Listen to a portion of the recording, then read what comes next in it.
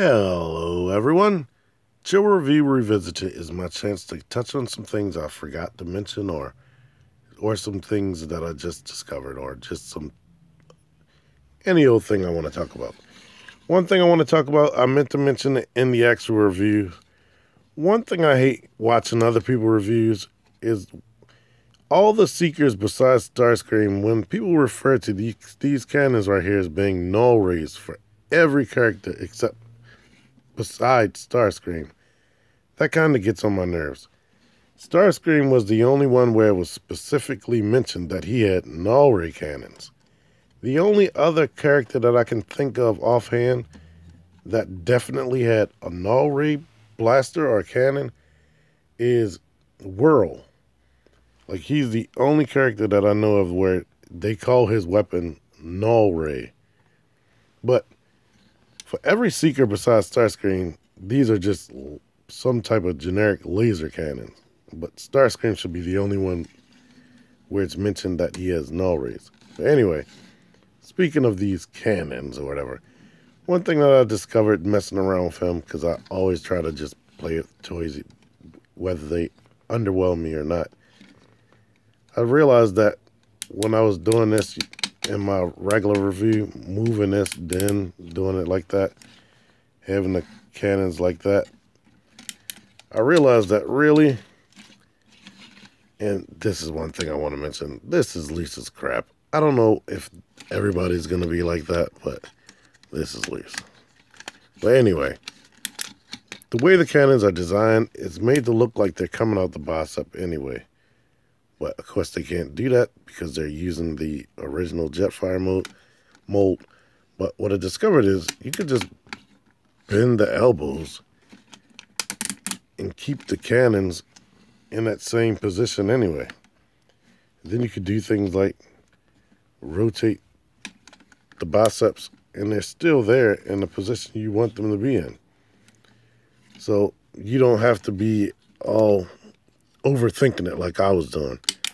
And then you could twist the arms back and they go right back into the position. Now they might push out of this groove, and when you go to bring the elbow back down, they may come forward, but you could just push it back. So I think that is cool. And anything else that I can think of off the top of my head, I just wanted to really go into how loose this neck is. That's frustrating. It's almost like he always wants to look up. In my review, he was already looking up in the box.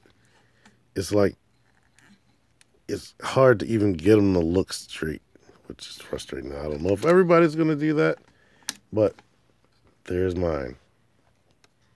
His weapons.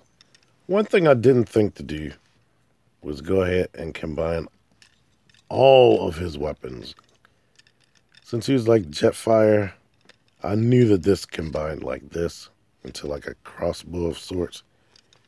But I didn't even think of it, or it didn't come to me until today, that I could add these and give him a mega crossbow with these weapons on there. So if somebody wants to see this on him, there's that.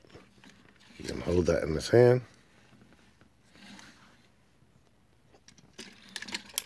Hold it out like this.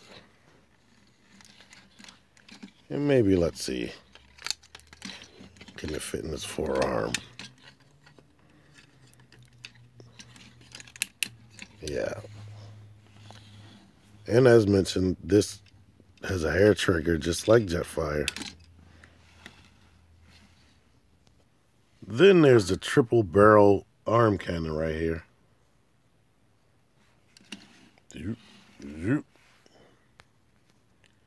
Lastly, there's this craziness right here, with him carrying his mega weapon on the front of his cockpit, or under the nose cone, I should say. But yeah, I'm pretty sure somebody will get a kick out of this. Put the landing gear down so you can roll with all this craziness. Well, like I said, this is a decent jet. And he has, it's a cool jet. I like the color scheme. And the robot mode is cool. Just, is just so big and huge. And I don't think it's worth $45. But anyway, hope you like this extra look at Combiner Wars Leader Class Thundercracker. Thank you for watching. See you next time.